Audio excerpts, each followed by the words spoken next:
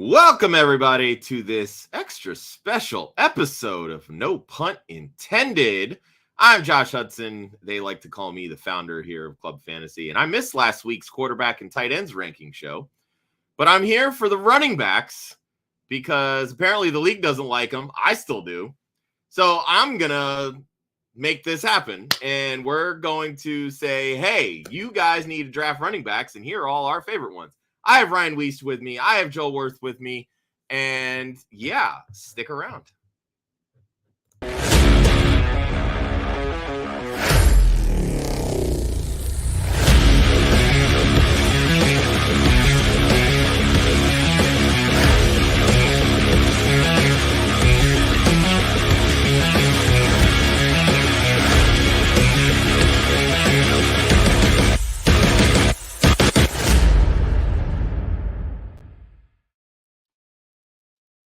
What is up? Welcome to No Punt Intended, presented by Club Fantasy. I am your host tonight after a wonderful greeting by our founder, Josh Hudson. I am Ryan Weisse. I really need to prepare more when I do these things, so I just kind of wing it, and it never ends well. So, it's still better than yours, though. Exactly. It would have been an epic collapse if I had done it.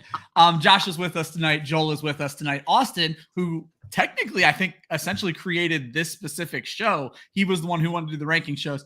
He needed a day off. Chris Molina wasn't able to make it again. Those are our rankers. Me, Josh, Joel, Chris Molina, and Austin. Three of us are here to talk fantasy running backs. Josh, how are you doing this evening after a week off? I'm feeling like I need to come in guns blazing because y'all shitting all over my quarterback and tight end rankings last week. And I'm like, all right, bitches, let's put them up. Let's go. I feel like you drew that target on yourself. Me and Austin were talking about that before the show, that you weren't on the show yet. You put like paragraphs in the show sheet for us to talk about your rankings. So we were like, hey, let's give this guy a hard fucking time. So all right. Yeah. And then Austin goes through and does the same thing on this one. I'm like, all right, dude, we're going. Let's get it. Joel, we're here to talk your favorite position in fantasy football, the running back position. Welcome, buddy. How are you doing this evening? Good. Yeah, like Austin wants to get rid of tight ends. I'm fine with just getting rid of running backs. It's all good. Hey, there you go. Austin getting rid of tight ends is more about equalizing the league. You getting rid of running backs is just your hatred of running backs. Ironically enough, Joel and our Women of Fantasy Football raffles, make sure you pay attention towards the end of the show, won a Jonathan Taylor jersey. And then just to confirm Joel's theory of how hyper, sensitive running backs are, Jonathan Taylor might not play for his fucking team anymore. So Joel's hatred of running backs is stretching into real life at this point. So. It is. Absolutely. Guys, so if you haven't tuned into the show, we like to go into our rankings, go into each other's rankings, and give everybody a hard time. Austin was gracious enough to create us a show sheet. I'm going to go through that show sheet. We're going to talk about running backs today. When we talk about rankings at Club Fantasy, it is full point per reception PPR rankings. You can see the three of us on screen. If you're looking for Austin, it's at Austin_FFL. If you're looking for Chris, it's at ChrisMo2413. You can talk to them on Twitter. You can find me, Josh, and Austin's rankings on our website. I've been begging Chris and Joel to get their rankings into Fantasy Pros. They're going to listen to me eventually, but let's jump into the running backs. Before we start talking about our actual rankings, which you can find at clubfantasyffl.com, let's actually talk about Jonathan Taylor. So after flip-flopping back and forth and doing so many different things, Josh, the Colts have decided to go ahead and allow Taylor to seek a trade. And immediately it came out that there were 6 teams interested, 2 offers in. What is your take on the Jonathan Taylor situation? Do you believe he plays football in 2023? And which team do you think he plays for?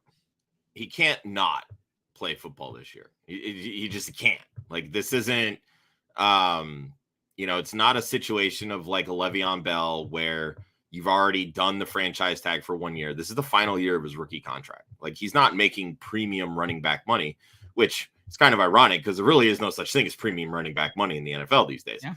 So you really are not saddled with a good contract because he wasn't a first-round draft pick either. This was a second-round pick. It's not like he's making chump change, but he's still not making – he's not being paid what theoretically his talent says that he should be paid, right? So, no, he's going to play this year barring some serious injury or some holdover from one of the existing injuries from last year. But in terms of like, Jim Irsay coming out and saying, oh, well, we want a first-round pick in return, good luck, dude.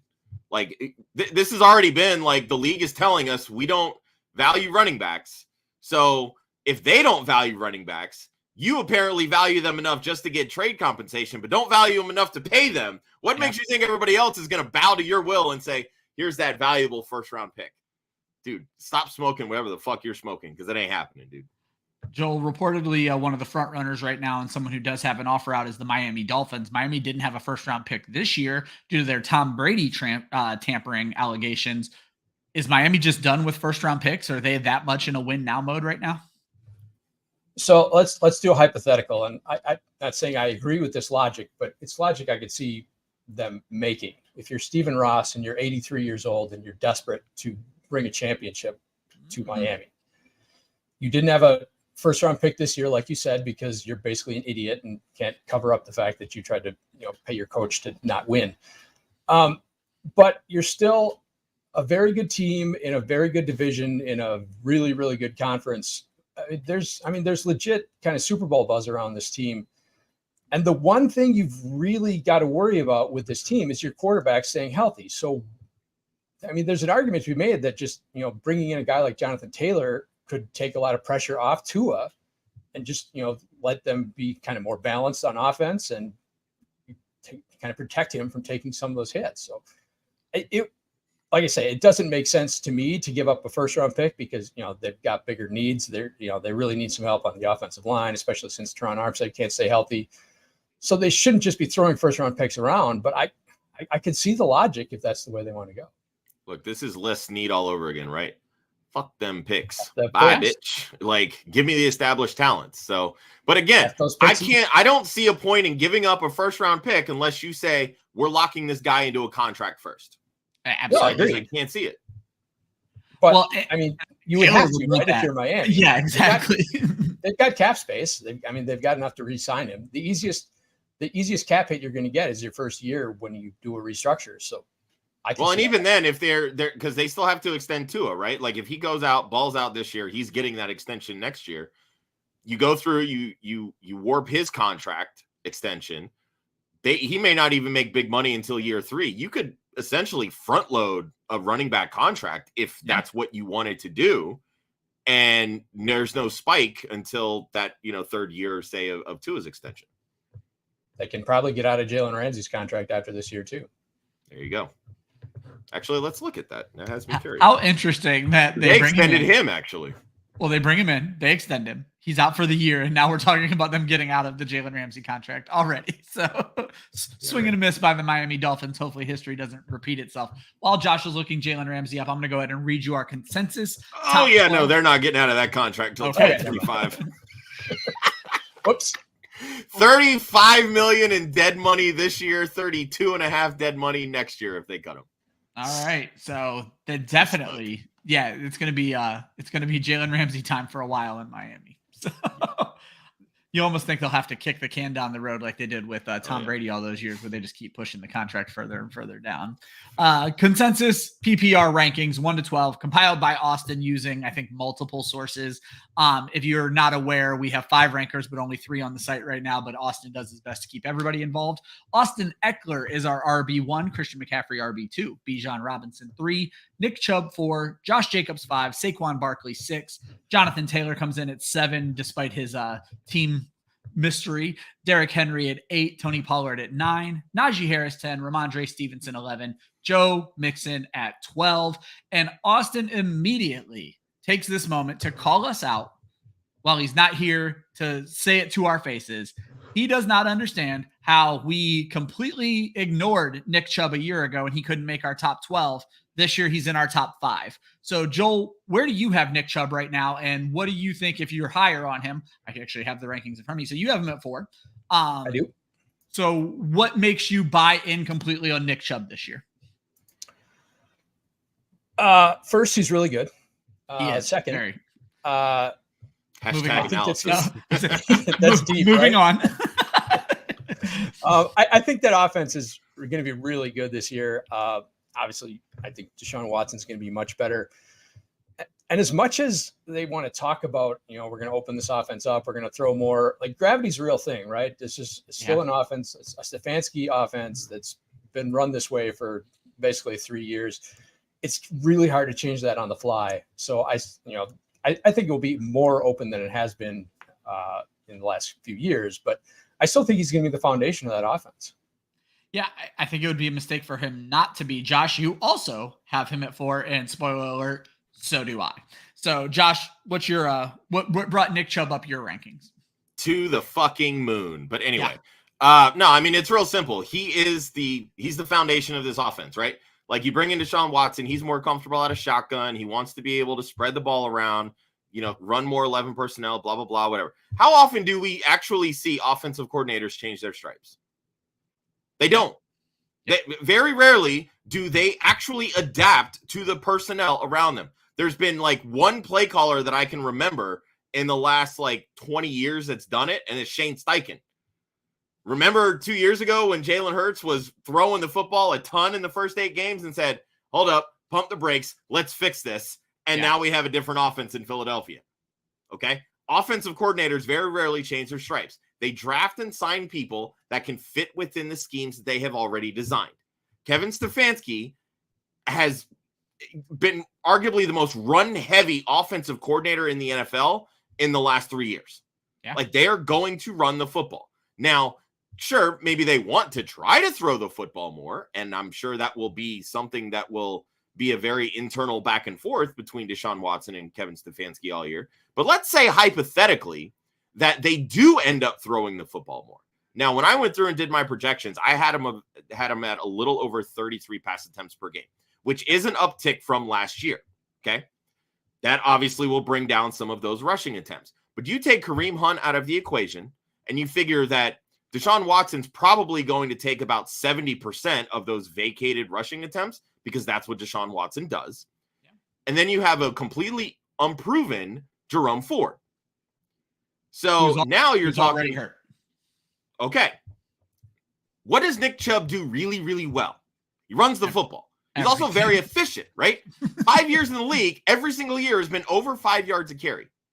How much easier is it going to be to run the football when you have smaller people on the field because you're running out of 11 personnel versus 12 personnel, right? This just makes Nick Chubb's job easier. So he could realistically rush for 5.7 yards per carry on less than 300 carries over the year and be a top 5 running back. Now let's factor in the amount of targets that are only going to the running back position, which really is only going to be about 14 to 18% anyway. I gave him about 15% total to the running back position. Who the fuck is going to catch those targets? Oh, wait, it's Nick Chubb because he's the only fucking running back there. It's not like we don't need to make this so complicated. It's not hard. Nick Chubb to the fucking moon in 2023. My co-hosts have said it perfectly. I'll just add a couple of notes. I won't even call them insider notes, but I cover the Browns for the Football Guys August updates right now. And running back coach Stump Mitchell has already come out and said that no other running back on the team can pass protect the way that Nick Chubb can. You can expect him in on third down constantly. Well, guess what? If Nick Chubb is in on third down constantly, you ain't taking him out on first and second for Jerome Ford or Demetric Felton. It's not happening. And so you're going to see Nick Chubb playing until his legs fall off, basically. Nick Chubb, I think, is going to have one of the better years we've seen in many, many years in fantasy football. I'm thinking Jonathan Taylor from a few years ago. We could see those kind of numbers out of Nick Chubb. Well, and this is the thing, too. How many true workhorse running backs are there? Yeah. Okay. Last year, we were trying to plan and pick, all right, well, this guy could be a workhorse. This guy could be a workhorse, this, so on and so forth. This year, there's like 5 that could potentially be that. And one of them is still holding out. Yeah, I was going to say. Exactly. And Nick Chubb is one of them. So if you're telling me that a true 3-down workhorse, even if he only sees 45 targets, can't be a top 5 running back, then the running back position is doomed in football, straight up. Yeah, I like it. So Austin has him at 11. Obviously just not buying in. I wonder, I don't think Austin does full projections, but I wonder what he thinks of him as a passing down back. We're not going to know. Austin actually noticed something very, very interesting about our consensus rankings. In the top 12, we all have, there's one guy in the top 12 that each one of us hate. And so for Josh, it's Joe Mixon. So he made our consensus top 12, but Josh, you have him at RB16. Why are the rest of us wrong? Well, it's RB15, but okay. I stated this case when we had Liz Loza on a few weeks back during our Bengals preview, right? The volume's going to be there. I don't think that's any sort of secret. His efficiency has steadily decreased for 4 straight years. This is an offensive line that is consistently in flux. This is a team that's going to throw the football a ton. Last year's volume, when it came to targets for Joe Mixon, how many games did those wide receivers miss, right? Jamar Chase missed 5 games. T. Higgins missed 2 games and then left 2 early within the first 10 snaps. So, like, now let's, again, and Austin literally put this addendum, assume that everybody plays every game, right? Yeah. If we're assuming that Jamar Chase and T. Higgins and Tyler Boyd are out there for 17 games, how much target share is truly going to be there for Joe Mixon, right? It's not going to be the 70-plus targets that it was last year. So there goes most of his value, because if he's only getting 3.6 yards per carry, it's just not worth it, in my opinion. I don't care if the volume is there. The volume still needs to be good volume. And there's so many more options in the red zone, right? You bring in an Irv Smith. Everybody wants to hype this guy up. I still don't know why. But if you're hyping him up, you're not taking away from Jamar Chase. You're not taking away from T. Higgins, who both do great in the red zone. Like, there's only going to be so many opportunities. I don't see a 10-plus touchdown ceiling for Joe Mixon. Maybe he sneaks in a receiving touchdown here and there just because he's done it over the years. But again, like, I think that, you bring in a Chase Brown, you've got, Chris Evans, I feel like, has kind of taken that leap into be that third down role now. So you're going to see some of these guys behind him that are going to start chipping away. For a guy that has been in this league for as long as he has, he's still not very old. But out of all of these top, like, workhorse running backs, outside of Derrick Henry, I think he has the most touches on his resume, and he's about 50 pounds lighter than Derrick Henry. That's going to weigh on you. I was just going to bring up, I'm glad you touched on the workhorse part of it, because we just were saying, workhorse back, Nick Chubb. Joe Mixon has no competition for touches. These backups are very, very awful. 5.7 yards per carry, 3.7 yards per carry. There's a big difference there, okay? Joel, I actually want to give you a second to go in on Nick Chubb, because you have him at 19. You're actually worse than Josh.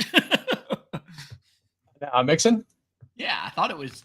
Did I read that wrong? No, I read it right. I thought you said Chubb, but yeah. No, Mixon.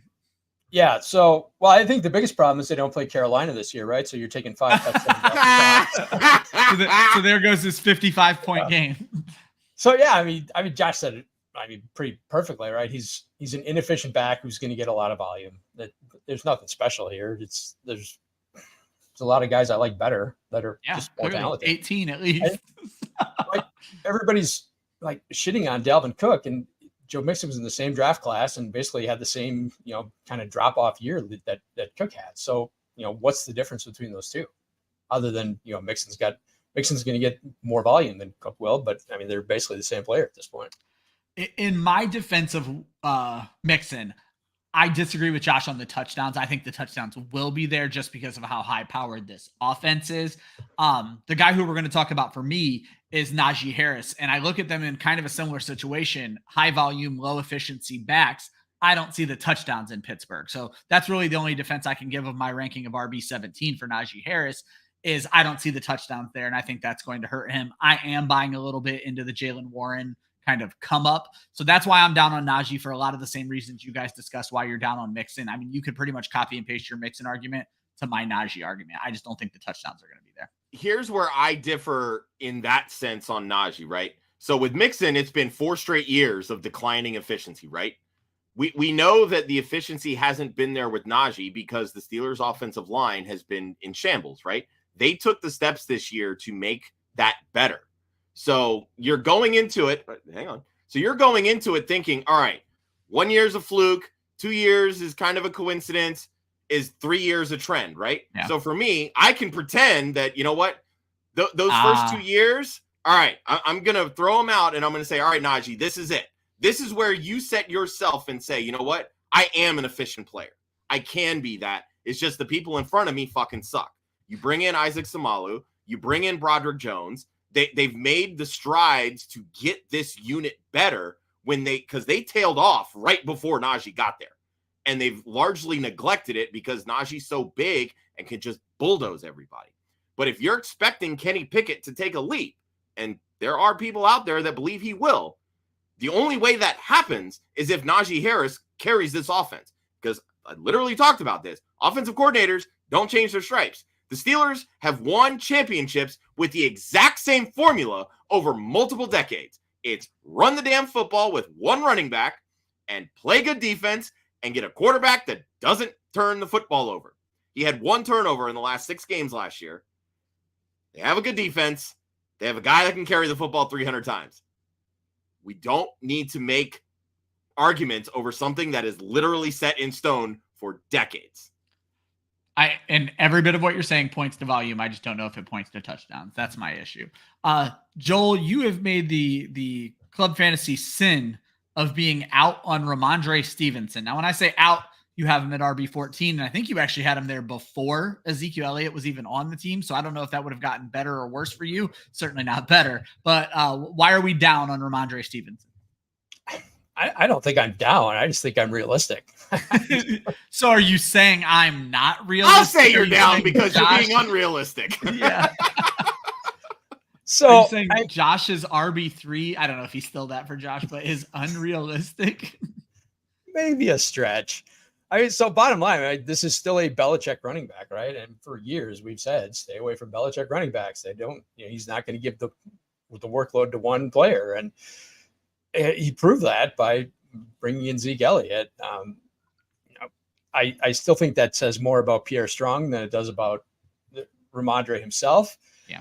But I think what this ultimately does is it kind of reshapes Ramondre's season, because like last year, he just totally fell apart at the end of the year, and he was great, and then kind of useless in the fantasy playoffs when we most needed him. So hopefully that just kind of, smooths the edges out a little bit, so we can, evens the distribution, so that, maybe he's not as peaking in the middle of the season and has some ability to help in the playoffs. But yeah, I still, bottom line, he's still a Belichick running back, and I don't think he's going to get the workload that people expect him to.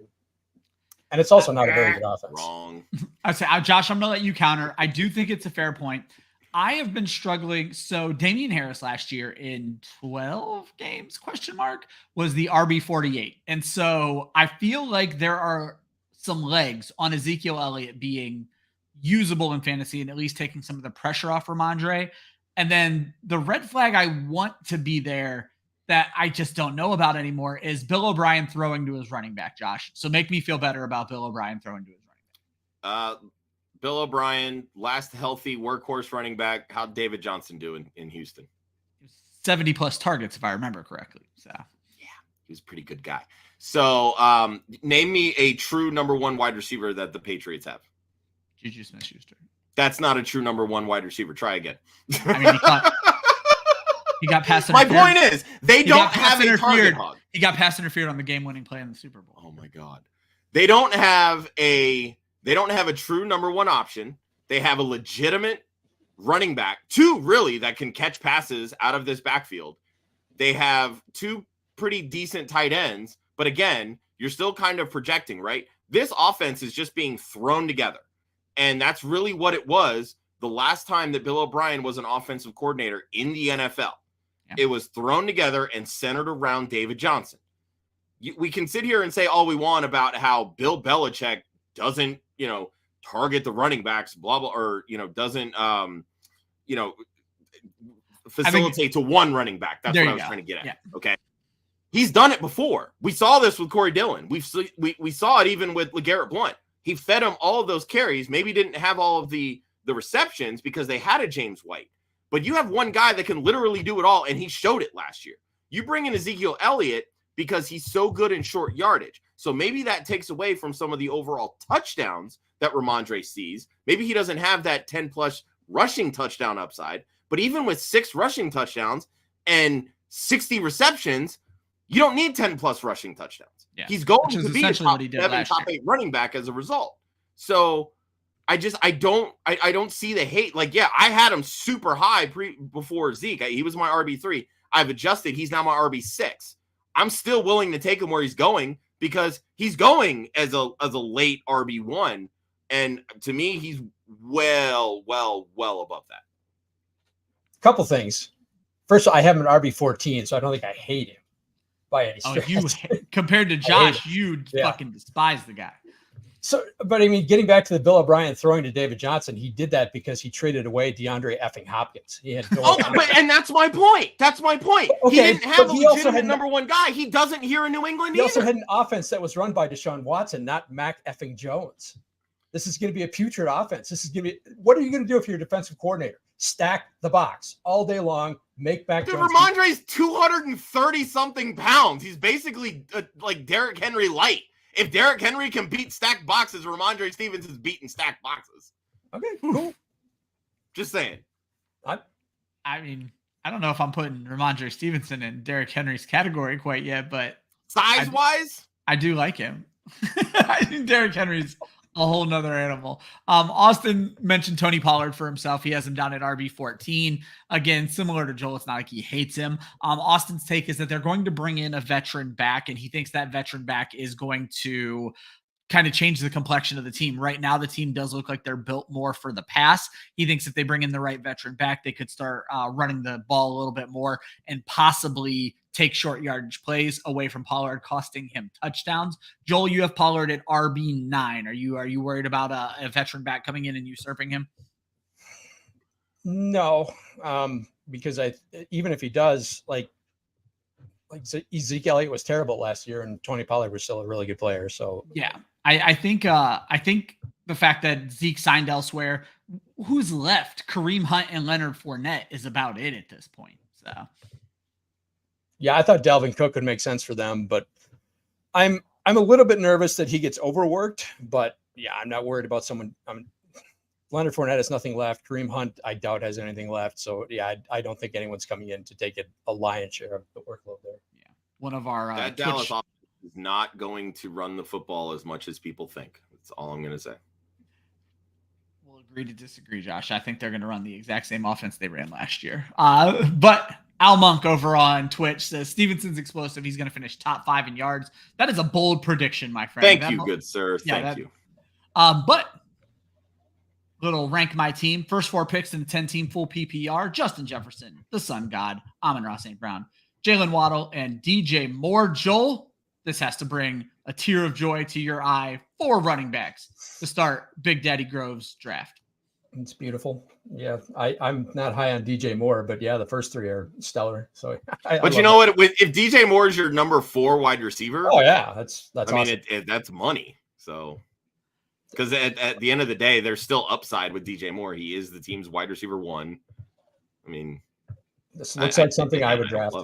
It does, Joel. And so I'm going to put you on the spot here in a question that is impossible for you to answer without being able to see a fucking draft board. But it's what I'm going to do here. When does Grove need to start thinking running back? Is it with his next pick? Should he, if there's an elite quarterback still on the board at round 5, does he go elite quarterback? It depends on if there's an elite tight end left. Okay.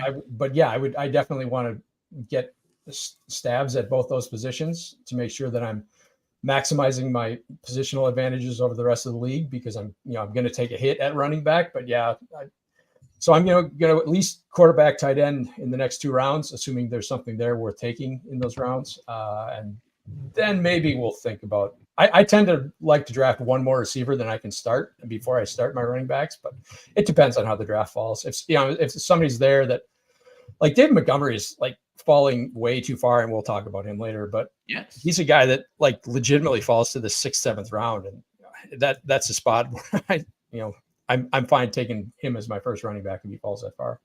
Yeah. And so, Joel, I was going to put you on the spot later in the show, and I'm going to, tease Grove right now to say, stick with us. Joel, I'm going to have you mention some of your favorite 0 RB targets, not in the show sheet, but I think that's a great way to end the show when we get to the end of it. Joel, if you guys haven't followed around with us as a tactician in 0 running backs, so I'm going to have Joel give some of his favorite late round running backs for those 0 RB builds before we get into our last couple, our last section here of the RB2s. Elixir's pointing out we hit 600 subs and throws us that congratulations. Actually, it's 613. 613. It just continues to grow. Thank you folks for so much for subscribing. We go live often, and as the season gets here, you're going to see us so much more. So make sure you're following Club Fantasy. I think you're going to be very, very happy about the content we're putting out for you guys. But we appreciate all 613 of you and the next 613 equally. And Al Monk, save it for the wide receiver show next week, buddy. KJ Osborne, 800 plus receiving yards. I'm sure Osborne might get a little play next week. He'd get more play if I was going to be on the show. Spoiler alert, Josh, I'm not able to make it next week. We'll talk about that later. But save it for next week, Al. We're going to be talking wide receivers. Guys, let's get into our consensus RB2s. At 13, we have Travis Etienne, Aaron Jones at 14, Damian Pierce at 15, Kenneth Walker at 16, Jahmyr Gibbs comes in at 17, at 18, Breece Hall, Alvin Kamara, even missing 3 games, comes in at 19, Miles Sanders at 20, David Montgomery at 21, 22 is Alexander Madison, 23, J.K. Dobbins, and 24, James Conner. We're going to get the ball rolling with J.K. Dobbins. Basically, Austin has some really great notes in here. He has missed more games in his NFL career than he started. He's never had a game with more than 20 touches. And we're supposed to hate running backs with rushing quarterbacks.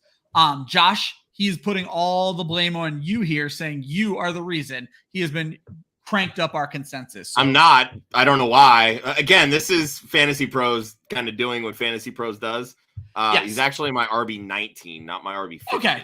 So we're not going to spend a lot of time on J.K. Dobbins, even if we need. I'll make my case really quick. Or we can talk shit about him. I'll tell you this: I don't like him. I am incredibly low on him. I know Michael Sicoli fucking loves him. So Joel, I don't know if Sicoli has tricked you into loving J.K. Dobbins, but I'll let you guys talk nice about him. But Josh, go right ahead. So. No, I mean, here's the thing: we talk about, like I mentioned with Nick Chubb, right? You're spreading the offense out. You have a highly efficient running back going against guys that are a lot smaller than him, right? J.K. Dobbins to end the season last year over 6 yards per carry. You bring in a new offensive coordinator and Todd Monken, who's going to run a lot more 11 personnel. He's going to spread the ball around, or spread the offense around, single back sets with a running quarterback. J.K. Dobbins is going to be very highly efficient. He was a guy in college that had zero issue catching passes. I don't know that I fully believe that he's going to see a large uptick in target share because, again, did my research. Running quarterbacks don't typically throw to running backs very often because they can get those extra chunk yards themselves. Yeah. But if you're telling me, like I mentioned with DeAndre Swift is my argument for why I don't like him. If you're telling me that they're going to split him out into the slot and out wide and target him that way, I can see a scenario where J.K. Dobbins has maybe 35 targets this year, right? And I don't think it's that bad when you're looking at, Dobbins, who, yes, still has Gus Edwards there, still has, they brought Justice Hill back after a short stint, and I believe he was in Denver for a little bit last year. But, this is still the same, offensive setup with Lamar and Dobbins where he can get downfield in a hurry. He can get big chunk yards. And we've seen Mark Ingram in this, partnered with Lamar Jackson, score a ton of touchdowns. So it's not out of the realm of possibility that Dobbins could hit 9, 10, 11 touchdowns because he can get those big breakaway plays, right? Like he can rush for 20, 25, 35-yard touchdown runs. So I think there's some wiggle room there. But again, I don't have him ranked so high because, again, it's the lack of the target share that I think that Chubb can command. Whereas Dobbins, I'm not 100% sure can, but he also has a lot more competition in that backfield than Nick Chubb. Joel, I just looked. You have him at 15. Would you feel like you're ranking him at his ceiling, or do you think there's more upside there than we're giving him credit for? There's upside if he catches passes, like Josh said. I don't expect too much of that. I have him at 15. I have Ramondre at 14. So I think their scoring output will be very similar. I think this offense is going to look. I don't think it's going to change that much, right? It's probably going to go faster. They're not going to be as ponderous as they were under Greg Roman. They'll probably run more 2 tight end sets because, Monken did that a lot at Georgia because he had 2 really good tight ends at Georgia. He's got 2 really good tight ends. He's actually got 3 really good tight ends in Baltimore. So I expect them to do that. I don't like their receivers at all. Like there's nobody I'm interested in on their wide receiver room for fantasy. Beckham's ancient and has torn both ACLs. Zay Flowers is a tiny, tiny Smurf rookie, and Rashad Bateman, whatever. Yeah, but dude's got moves. Cool. Yeah. I don't know.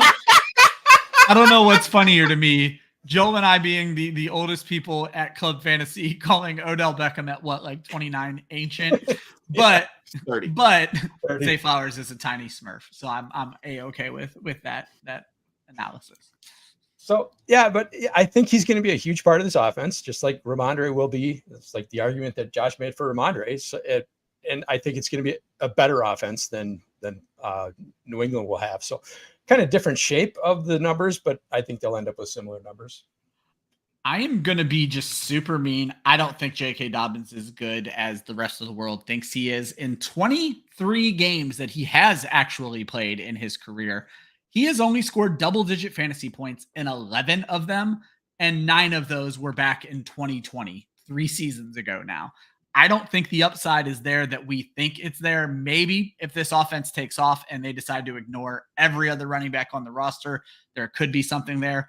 I just don't see it happening with J.K. Dobbins. I don't think he has the durability to take as many carries as it would take to make his very impressive 5+ yards per carry matter in this specific offense. And I still think their best running back is Lamar Jackson. And that's not a slight at Lamar Jackson. I do think of him as a great quarterback. He just happens to be their best running back as well. So that is my anti J.K. Dobbins. And like I said, I'm with Austin on this. I just don't quite see it in the amount of games he's missed and then what he has done. I don't know, man. It hasn't been all that impressive. You said he hasn't done anything since 2020. Well, he missed the entire 21 season.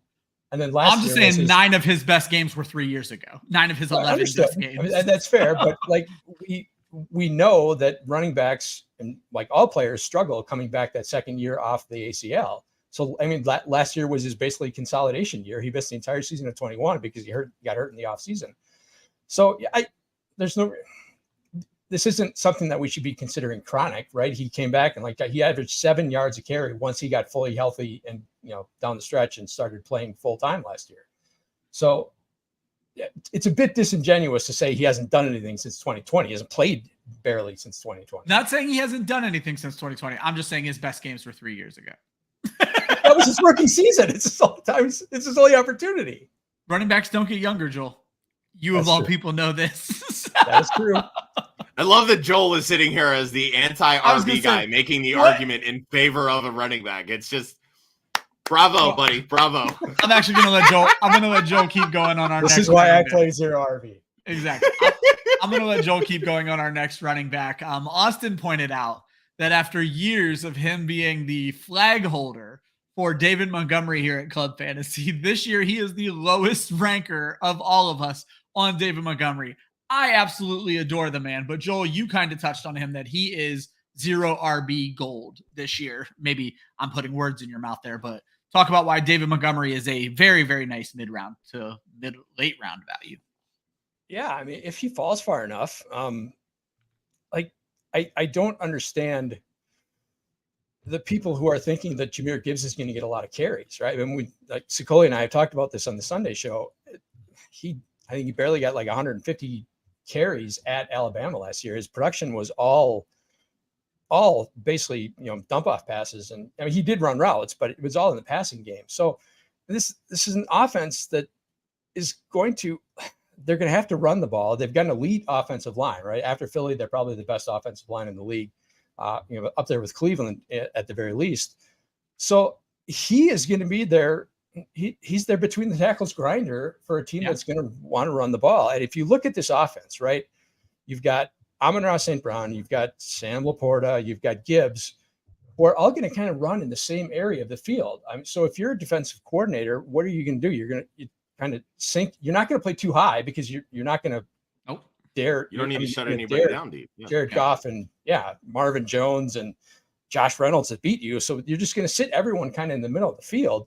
So, and Jared Goff doesn't have the ability to kind of throw you out of that. So they're going to have to run people out of that. And Montgomery's the guy they're going to use to do that. And plus he's going to get all those goal line carries that Jamal Williams got last year. And he's a better player than Jamal Williams. I love Jamal Williams, but Montgomery's a better player. The goal line carries are what interests me, Josh. If you remember, when James Conner joined Arizona, we beat the drum that we knew what Arizona's offense was, and that Kenyon Drake wasn't built for it, and that James Conner was built for it. And James Conner went out and scored 16 touchdowns or something along those lines. Yep. This is the same situation, except we saw someone who was good at it. And Montgomery's going to come in and be fucking good at it, Josh. Here's my only, I don't know if he's going to be good at it, though. This is my biggest issue with Montgomery. He dances too much. And I know a lot of that is because, spending 4 years behind that. I was going to say, spending 4 years behind that, putrid offensive line in Chicago, it gets into your head. He's going to look at a hole that's wide open and be like, oh, shit, what do I do with this? Like, I don't know where I'm going. So he's going to get into his own head. And I think that's going to cost him some touchdowns, at the very least early on. So, I only have him projected for 9 rushing touchdowns. Okay. But again, and that is 100% me being very conservative. Touchdowns can be very fluky. If anybody sit here is going to tell me that Montgomery is going to score 17 rushing touchdowns, I'm going to have you drug tested. It's just not going to happen. So, 9 is very 18. conservative. But, I'm not I could definitely see 11 or 12. I think that's definitely within the range of outcomes. Yeah. But if you guys remember, Dan Campbell, this system is New Orleans. This is what they want to do. They want Jahmyr Gibbs to be Alvin Kamara. That's what they want. They're going to throw him the football 80 some odd times this year. Exactly. The difference being is that Montgomery is a much better pass catcher than what Mark Ingram was. So if Jahmyr Gibbs takes a little bit to get up to speed, Montgomery serves as a very good fallback, and I think that's what helps inflate some of his value. I have him at RB20, which, again, I think there's still some upside to be had there because, again, I still think he could very well reach 12 touchdowns if this Detroit offense actually is as good as we want them to be. Because remember, Jameson Williams is now missing the rest of the preseason with a hamstring injury, and he's missing the first 6 games of the season. Yep. He's their deep threat. He is the only reason that any team will ever play the 2 deep zones, the high-low coverage, any of that stuff. Because there's nobody else on this team that makes the defense say, oh, yeah, I got to cover that guy. No, it's I got to cover Amon-Ra St. Brown, and he works within 10 yards of the line of scrimmage. I also David Montgomery is a pretty good pass blocker. Jahmyr Gibbs has probably never pass blocked in his life. Exactly. I mean, you look at his highlights in Alabama. Yeah, he's he ran routes, right? He didn't pass block at all. He's a playmaker. Leaped out of the backfield. Yeah, he is, but he did not pass block at all. So if they need a pass blocker, it's going to be Montgomery. Yeah, I think Montgomery's going to be on the field even more than Jamal Williams was, plain and simple, I think is the point we're trying to make about all that. Scampers just said Pickens just made a Pickens catch. So that's going all right, on. I'll surf Twitter afterwards and find it.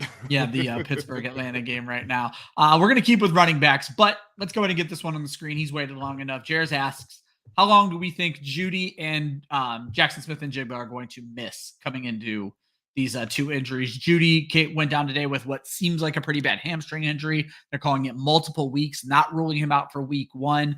JSN, I believe it was a broken wrist. Yeah. Did require surgery. They're also not completely ruling him out for week 1, though he seems very doubtful for week 1. Here's what I'm going to say. I'll let you guys talk more about the injuries if you have any opinions on them.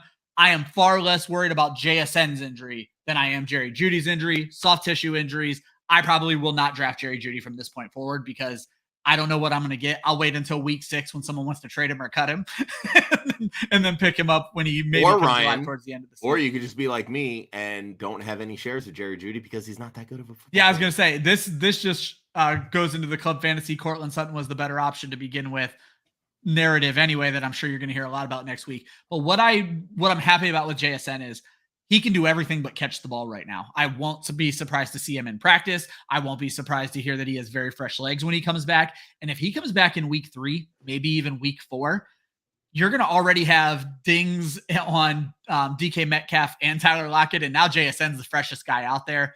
You could see some big things out of JSN when he comes back. So I will let Josh and Joel. Josh, I'll start with you here. Do you have any opinion on these 2 injuries? I'm not going to profess to be an injury expert, so I'm going to yield to the people whose tweets or X's or Zeets or whatever the fuck they're called now on what used to be Twitter. With JSN, I think at most he probably misses 2 games from this. Again, at most, I'm not even 100% sure he misses any. With Judy, again, it really just kind of boils down to what is going to be the severity of it, because right now they don't know. If it's a full tear, he could miss the entire season, and it's Marvin Mims to the moon. It could be somewhat more mild, and I think there was one. I think it was from I want to say Adam Hutchison, I believe his name is the newest injury expert at Football Guys. Football Guys. There you go. I believe he said he initially felt that based on, what he's read so far, that it could be upwards of a grade 2 or grade 3 strain, which that could be a 6 to 8 week thing. Yeah. So you could very well be looking at 5-6 games. And again, hamstring injuries, soft tissue, anything like I want nothing to do with that, because those types of things linger throughout the season. And let's not forget, this is not the first time that Jerry Jeudy's dealt with soft tissue injuries. Yeah. So Joel, Josh's take is avoid Jeudy and buy the dip on JSN. How do you feel about that? I agree 100%. I was out on Jeudy, not necessarily because I think he's not a good player. I'm not super high on him, but I think Russ is a terrible player at this point. I've beaten that drum for a while. So I really last week's episode. Exactly. I really don't want any parts of this passing game. And if he's, it sounds like a pretty serious injury, right? You don't get a cart for a hamstring injury, right? If it's a grade 1, you limp off, something like that.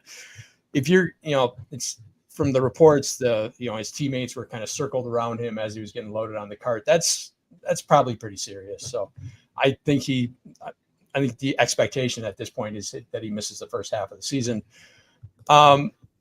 JSN, just looking at their schedule, I agree with Josh. I think it's probably 2 games, but they've got the Rams and then they're at Detroit and then got Carolina at home. I mean, teams don't think like this, but you could probably make the argument that they could beat Carolina without him. So maybe he misses 3 games, but yeah, I don't think it's too much. And if he's getting sold low, like in Dynasty, nobody's selling him low. No, certainly not. Pretty in demand. But in redraft, if his ADP starts to dip, I'm very comfortable jumping in. And Scampers with 2 expert narratives, JSN looking at second opinions on surgery and mentioning how just Monty is criminally low at ADP, which was a point we were making earlier in the show. I think in the 8th, 9th round, I said this earlier in the season, and if you go look at my drafts, it's professed that he is an auto pick in the 8th, 9th round. Just give me him every single time. Still looking at our RB2s. Austin asks, are we too low on Alvin Kamara? And so in the rankings themselves, he comes in as our RB19. I think we've probably all baked the 3-game suspension into our rankings. But he was the RB16 last year, and Austin expects the offense to be improved this year. So Josh, where do you have Kamara and what are your thoughts on him? I have him at, I believe, RB13, actually. Yeah, I was going to say, you are quite high on him. Yeah, I'm a little higher on him. I think that the biggest thing that the Saints have really gotten away from the last couple of years is that once they let Ingram go, it was, all right, we're going to let Kamara be the lead guy. You're taking away what he does best, right? It's getting out in space and making people miss. They're running him in between the tackles. He's not built to be that guy. You go out, you get a Jamal Williams, you draft a Kendre Miller. Now you can say, all right, Kamara, do what you do best. So I'm sort of baking in more targets probably than other people are. I have him at 85 targets this year, which again, like in peak Kamara years, that's actually kind of low because he's typically around 100, right? But I only have him at 148 carries. Okay. Which is considerably lower than what he's had the last 2 to 3 years. But his rushing touchdowns, they have gone considerably down. And I only have him at 4 rushing touchdowns. But again, I have him at 4 receiving touchdowns because of that extended receiving work. So all that kind of balances itself out. That's why I have him at RB13. Again, I just think that the pieces are in place for him to do what he does best. And even with that 3-game suspension, if he still ends up playing 14 games, I can still see a top 15 running back. And then Austin and I are stuck in the middle with him, but Joel, you have him all the way down at 28. So you and Josh kind of balance each other out. So are you just leaning heavily into the suspension? Are you thinking Jamal Williams or Kendre Miller is going to get more work than Josh is expecting? I just think he's a declining player, right? really hasn't been elite since Drew Brees retired. He wasn't really very good last year at all. And that was what, first year without Sean Payton. So I don't know how good a player he is at this point. And he's going to miss 3 games. I do like Joel Williams quite a bit. He's just the thing about, he's not super talented. He's just a guy that coaches are going to love, right? He does everything well. He never fumbles, literally ever. He's a great pass blocker. He's a good receiver. He's a trustworthy receiver. He's a good running back between the tackles. And Josh kind of hit on the rushing touchdowns between Jamal Williams, who's a very good goal line back, and the nonsense that is Taysom Hill. I mean, can you count on Kamara to get more than, just a kind of fluky rushing touchdown at all this year? I don't think so. So, yeah, I mean, the suspension obviously takes, right, that's 3 games he's going to miss, right? If he gets dinged up at all, then how many games does he play? 12, 13, 14, 14 max, obviously, and one of those isn't going to count. So, yeah, I think overall, I think he's a declining player, and it's not someone I'm super high on. I think that makes a lot of sense. I'm going to throw Breezy up here real quick. Breezy, just a little correction for you. We were actually just talking about Jamal Williams. You may have missed this. Jamal Williams is actually in New Orleans now. So David Montgomery and Jahmyr Gibbs are the running backs in Detroit. Jamal Williams went to New Orleans, and DeAndre Swift is in Philadelphia. So Detroit absolutely changed everything with their backfield. So we've actually just talked about these players. We adore David Montgomery in the Jamal Williams role. We still like Jahmyr Gibbs. Okay, he just corrected himself. He meant Gibbs instead of Jamal Williams. Just missed it. We talked about Gibbs. We love the reception upside.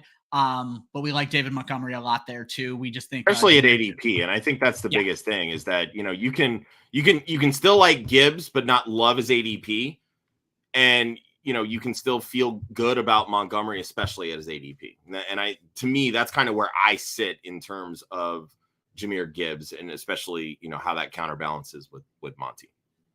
Shameless plug. I do an off-season article for Football Guys every year that I just dropped into the chat for you guys to check out. So if you did miss any off-season news, it's in the chat for you right now. It's a great article. I enjoy writing it. So that's in there for everybody. We'll catch up on the questions here in a second. But we do have another question before we keep talking about Alvin Kamara. Well, I guess we're moving on from Alvin Kamara. But regardless, I think this is a great question for our show. And Joel, I'm actually going to start with you here because I think the answers are going to differ as we go around the room. So he has pick 7 in a 10-man PPR league. If Cooper Kupp drops and he is choosing between the great rookie Bijan Robinson and wide receiver 1 Cooper Kupp, who should he take at pick 7 in a 10-man PPR, Joel? Run to your computer or however you're drafting, run over your grandma and take Cooper Kupp. Josh?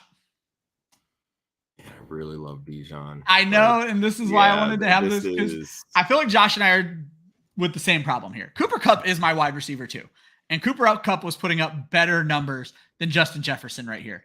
The common sense pick is to take Cooper Kupp, but man, oh man, does my heart and my drafting style say take Bijan Robinson. I was gonna say, I guess to me, it really just kind of depends on how the draft is kind of shaking out, right? Like if you see a bunch of wide receivers going early and Cooper Kupp is there, I might pull the trigger, but then I'm like, you know what? Shit, I could be the guy that actually is getting all of the running backs. Like, feed me, baby. Cause I know everybody wants the wide receivers. So I'm going to pivot and I'm going to go with more of a heavy RB build. But if all things being equal, I'm probably going to lean Cooper Kupp. Now, again, I don't know if he dropped what the scoring settings is. If it's PPR, then 100. PPR. It is PPR. Okay. Yep. Then yeah, give me Cooper Kupp there. I love Bijan. I definitely love the upside. But yeah, it's Cooper Kupp. And yeah, I should have left the question up on the screen. That's my bad there. The real answer is Travis Kelce. So I'm assuming Kelsey's gone because I would also make that assumption, especially if both of these guys fell. You're not wrong on either pick, and I'm not going to lie to you. Cooper Kupp is the right choice. I'm still probably taking Bijan. Yeah, there's a love affair with Bijan that I don't know that he makes it to 7 at this point. But hey, you know what? That's true too. If he's there, it's definitely worth an argument because you're going to have some people that view him as the RB1 because he's been the anointed one for 3 years. You're going to have some people that, he's a rookie. He's not going to be a top 5 guy. So, there's definitely a split crowd when it comes to that. I am going to warn Austin when he's on the rewatch of the show right now. You're going to feel something that Josh gets to feel every week, and that is your show sheet being ignored because we are a show of the people and we have questions to answer. Next question comes from Choke My Hog. He has picked 2. Should he go hero running back and land Christian McCaffrey, or should he take Jamar Chase and start with the no running back strategy? I'm going to say this is PPR. Full PPR. I'm going to give you my answer right now. You should go with the no running back strategy by taking Travis Kelce with your pick.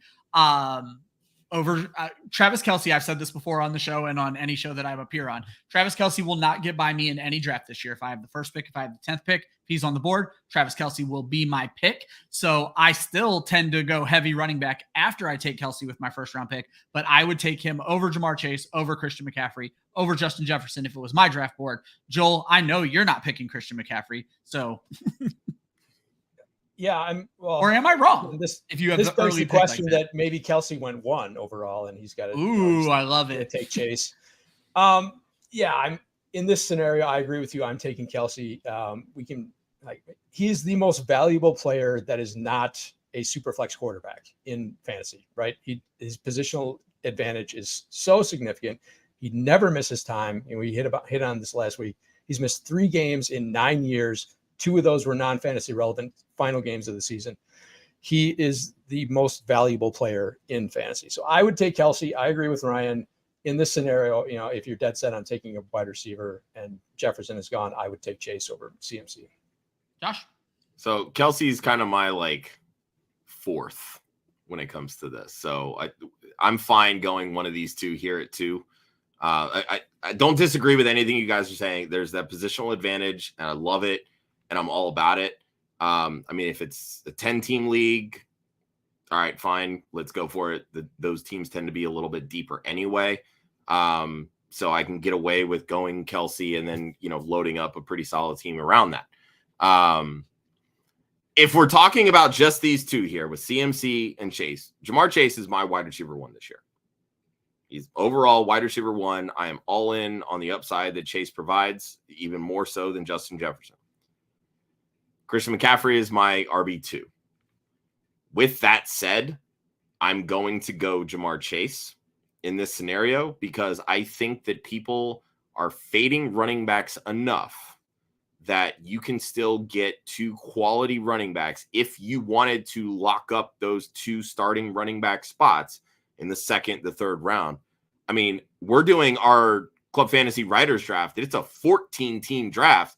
I got Ramondre Stevenson at the 314. If I could get Ramondre Stevenson at the 302 in this draft, I would be doing backflips and I would be on IR in a freaking wheelchair because I would be straining something. So I'm fine going Jamar Chase in that instance. But again, and this boils down to know your league, right? If this is a league that you've been drafting with for a long time and you know that running backs are going to go really, really early, really, really often, I might probably lean more towards the hero RB strategy, take the CMC, and then just hammer wide receiver and say, I'll pick up my 0 RB targets, beginning in the 7th round, right? Again, it's just all about knowing your league. I'm assuming this is probably a home league. So think about that in the back of your head. But all things being equal, for me, it's Chase.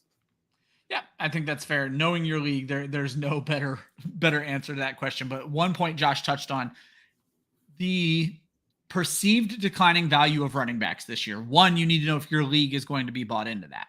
But even if you don't want to wait as long as someone like Joel is willing to wait, it's pushing some decent running back talent even into the 2nd and 3rd round and gives you the ability to kind of play games in the 1st round. This is a great question because we talked about this a little bit last week. Is Justin Fields still a king fantasy pick, or is he now middle of the pack? And what I find interesting about Justin Fields, and we talked about this a lot last week, is the ADP. So we are seeing the top 3 quarterbacks go off in rounds 2 and 3. And then it is going to come down to your league where you are going to see the next 4 quarterbacks go. Lamar Jackson, Joe Burrow, Justin Fields, and Justin Herbert. Those 4 guys are going to go in some combination over the next 4 picks. You maybe can throw Trevor Lawrence in there, but I think he tends to fall 1 tier below. So my question to you guys is Justin Fields a complete steal in the 5th round, which is probably where you need to take him right now? Or is that where he belongs, Joel? I assume we're talking. Or should you avoid it? No, I wouldn't. Take Superflex out of the equation, Joel. I know that's how your brain works. This is redraft. Most people aren't doing Superflex.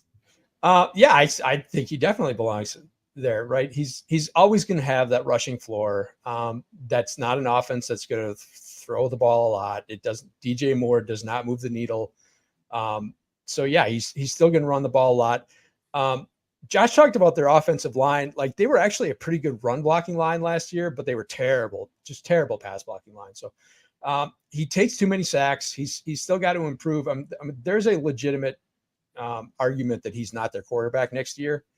But he's still a king fantasy pick, as Breezy said. Exactly. So. How can you not love this game we play that in the same sentence you just said Justin Fields may not be the Bears quarterback next year, but he is a hell of a fantasy pick this year, baby. I mean, when he came into the league, I said he's going to be a really good fantasy player and probably a terrible real life quarterback. And that's what we're seeing so far, Josh. That's pretty much what he is. Fifth round, do you agree with Joel? That's where he belongs. Are we too early, too late on him? Based on my rankings, it's way too early.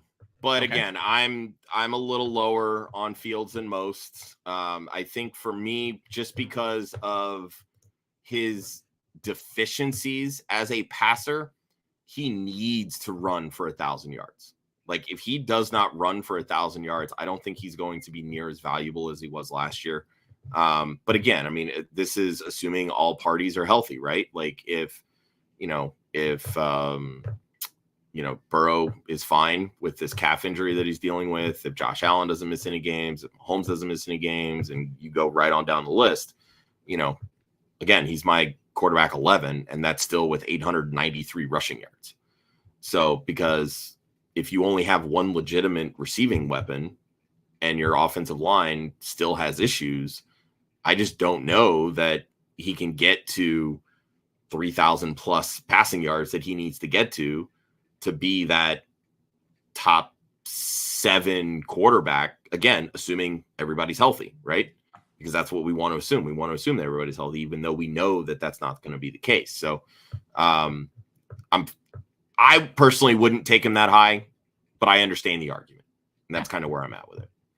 Makes a lot of sense. We're going to end the show with Elixir's question, unless anybody else gets questions in here while I let these guys finish up. I want to get Austin's last question. I'm going to skip. I was going to say, that's the one I wanted to get in. Exactly. So we're going to skip that question. But we are going to go with, are there any running backs we currently have rated outside of the top 24 that could finish as a starting running back in fantasy this year? I'm going to throw one name. Josh, I'm going to let you throw as many as you want. And then I'm going to end with Joel, because Joel, this is the world that you live in. And so I want to make sure you get your chance to name it. And what I will say is, out of our consensus top 24, there's a guy who even I'm having trouble ranking right now. He actually ranks as my RB33. It probably changed a little bit today. I think Javonte Williams has a chance, assuming Jonathan Taylor does not end up in Denver. I think Javonte Williams has a chance to certainly crack top 24, probably crack top 20. If he is as healthy as Denver is saying he is. Joel's already kind of brought up Russell Wilson could be washed, and this team might want to lean on the run. If Javonte Williams plays the Alvin Kamara role in Sean Payton's offense, while Samaje Perine plays the Mark Ingram role, and even if it's vice versa, I think we as a group are underrating Javonte Williams. I think we went into this not knowing about his health, and I think all he's done is prove himself more and more healthy moving forward. So that would be my pick as out of our top 24, who could finish in our top 24, Josh. So outside of our top 24, for me, it's James Cook. We've seen Devin. That was almost the one I said, by the way, Josh. We've seen Devin Singletary in this offense consistently be an RB2, and James Cook is more talented than Devin Singletary. Yeah. He's more efficient. He's a better pass catcher. You could make the argument that maybe he's not as good in between the tackles, but in space, give me James Cook 10 out of 10 all day, every day. And I think everything is being set up for him to easily finish as an RB2. Like, Damian Harris, okay, he hasn't really impressed much with the Bills so far in camp, and they've been raving about James Cook. Yeah. So I'm in on Cook. I think I have him as RB17. I say I have him at 20. I have RB18, excuse me. RB18. So by the rules of this question, Cook would be my answer too, but I just have this hard on for Javonte Williams. I can't help it. He makes my pants tight. So. Joel, I'm going to have you do something that I probably have you do every year on this show, because I'm probably the one who interrupted Austin and made you do it last year. Explain zero RB a little bit. Explain why you like to do zero RB, and then answer the question: who are the guys you're targeting that are going to end up being starting running backs this year?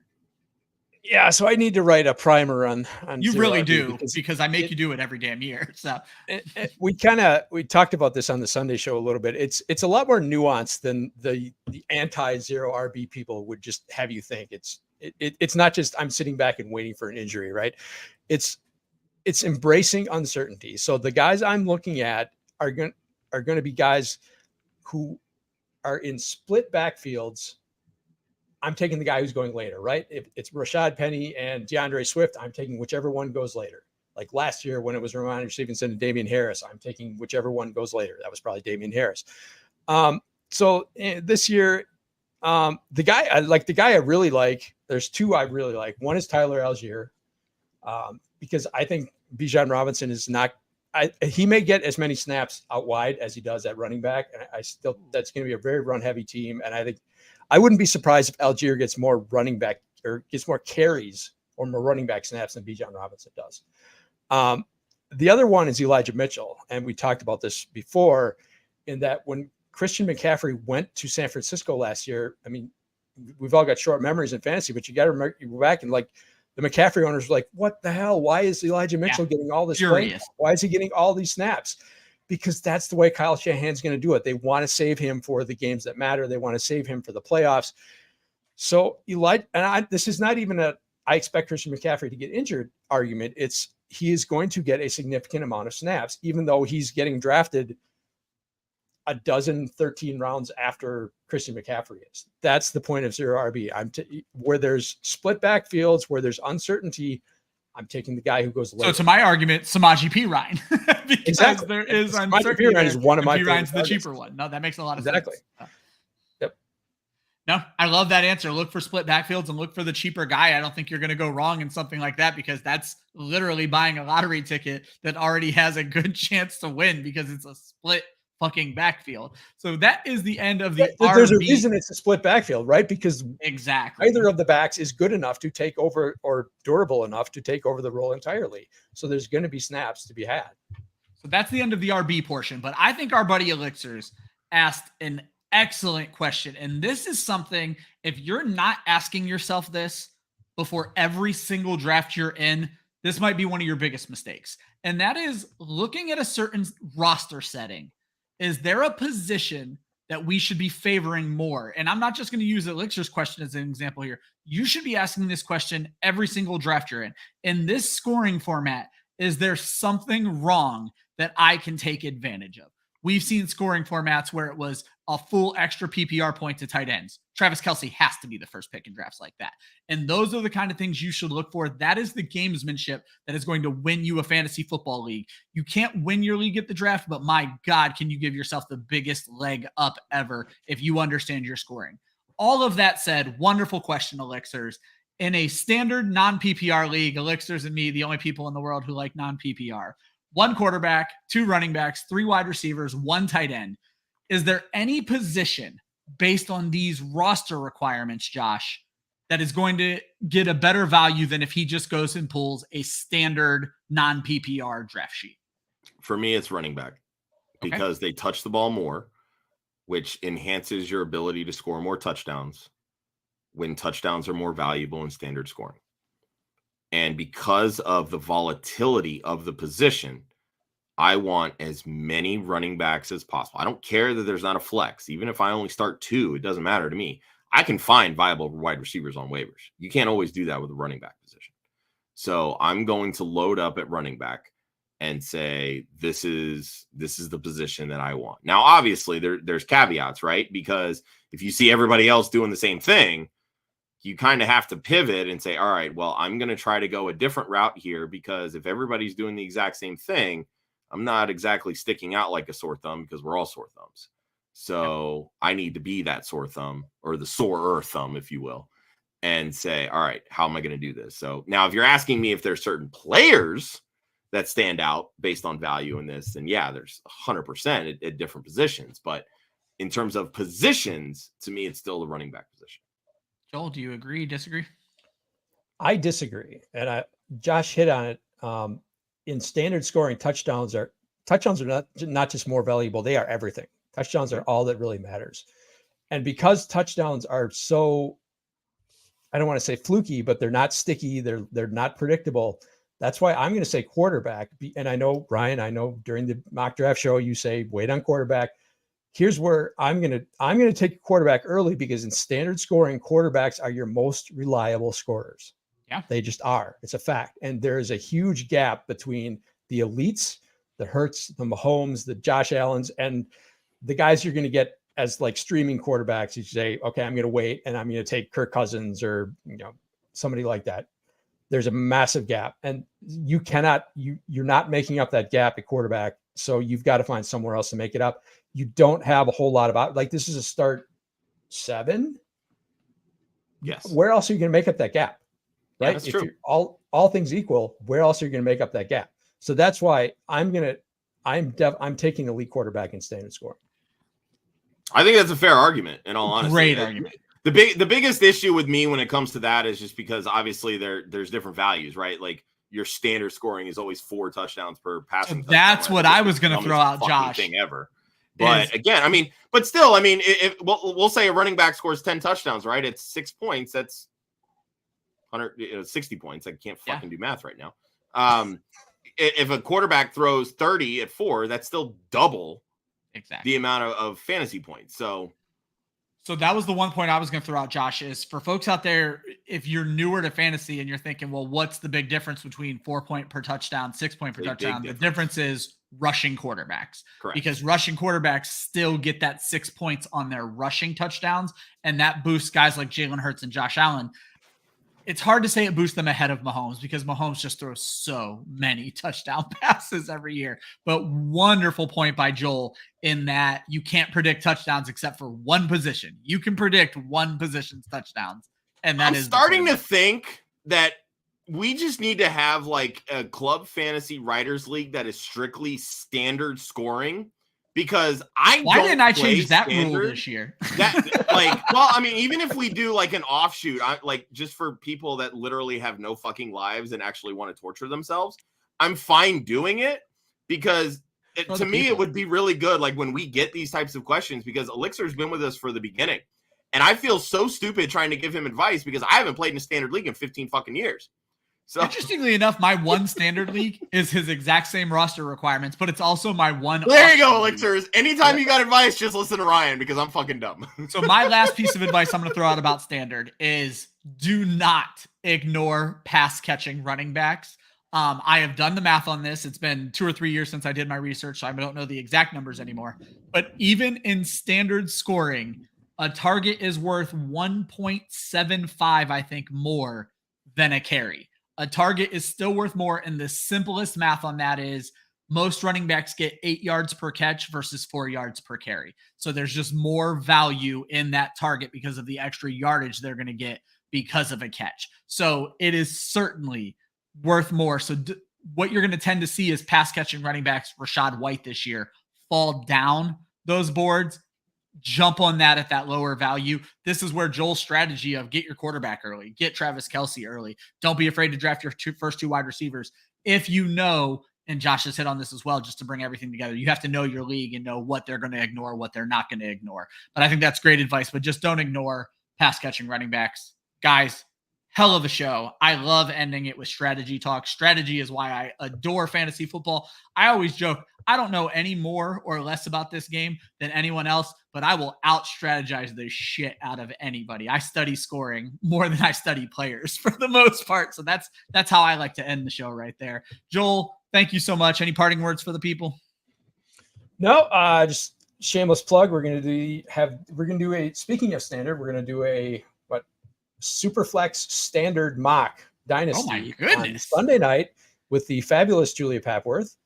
So looking forward to that. So everybody check that out Sunday night at 8:00 Eastern. And this is how this whole thing came about, right?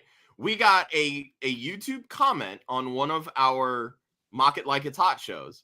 And they said, do you guys have any Dynasty startups in standard scoring?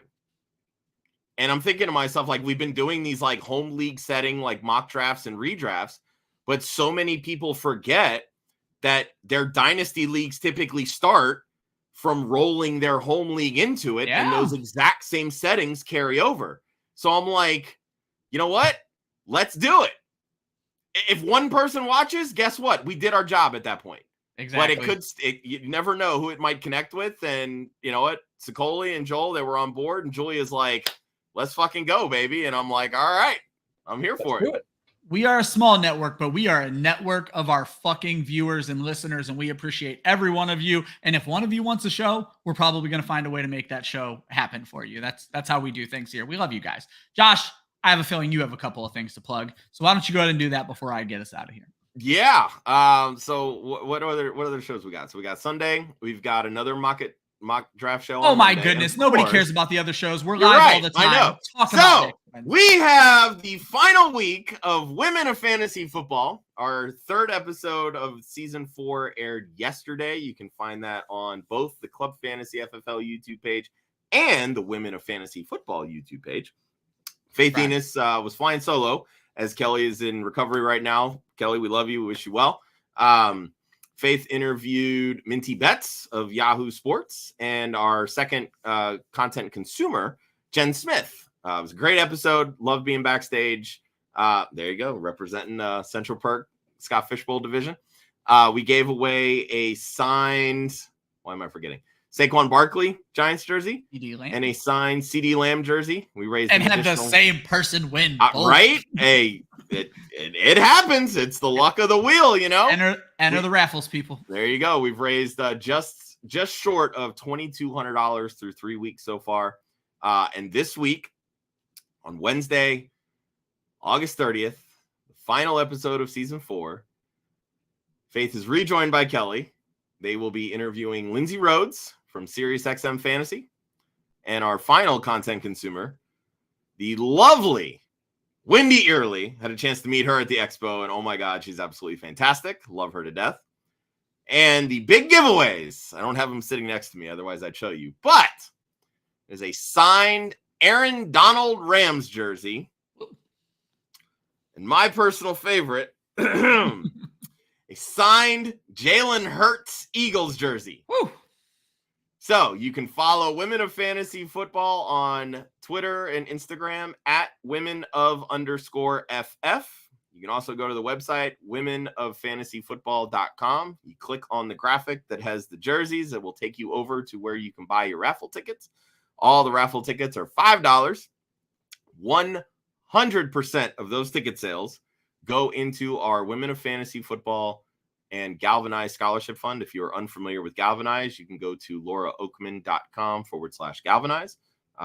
Laura does a lot with teaching and training and coaching and mentoring young women that want careers in sports. And it's just an absolutely beautiful organization. We've had such a great relationship with Laura and so many other galvanizers over the last couple of years. And anything we can do to help has been absolutely phenomenal. So be sure to, and here's the other thing too, and Faith brought this up on last night's show. We don't take any of this money to pay for the jerseys, nor the shipping costs to those jerseys. Literally all comes out of my pocket. So just know that $5 for however many tickets you want to buy. We've had some people buy $200 worth of tickets. We've had people buy $5 worth of tickets. We've had people buy $50, $100, etc. Buy as many tickets as you want. You can put them towards all of one jersey, split them amongst both, however you want to do it. I've had some people buy tickets and just say, you know what? It's a donation. We appreciate you. Whatever you want to do, it all helps, goes to the same exact foundation the same scholarship fund. Any and all is appreciative. And if you can't donate, can't buy tickets, that's fine too. Shares, retweets, however you want to do it, that's all equally as helpful because you never know who sees it when you do it. Yeah, last year we were able to help a Galvanize alum through a natural disaster, and we paid for, I believe, airfare to get somebody else to a Galvanize conference. So your money is going directly to help people, and I don't think there's any better way to spend $5 this week, or 10, or 20, or 100. donate your damn money. Try to win a jersey. That's what it really comes down to. Guys, thank you so much. We will be back next week to discuss wide receivers, 7 p.m. Eastern on Thursday. Wednesday is the Women of Fantasy Football show. Thursday will be our final rankings show. I will not be present, but I imagine Austin Amendolia will be back. I think Josh and Joel will be back, so you're still going to be riding with 3, and maybe you'll even get to see our other ranker, Chris Molina. He hasn't been able to make it this week. So, for Josh, for Joel, I am Ryan. This is Club Fantasy. Make sure you follow Club Fantasy on all the social media at Club Fantasy FFL. Always remember, defense wins championships. Offense wins fantasy football. We will see you next week.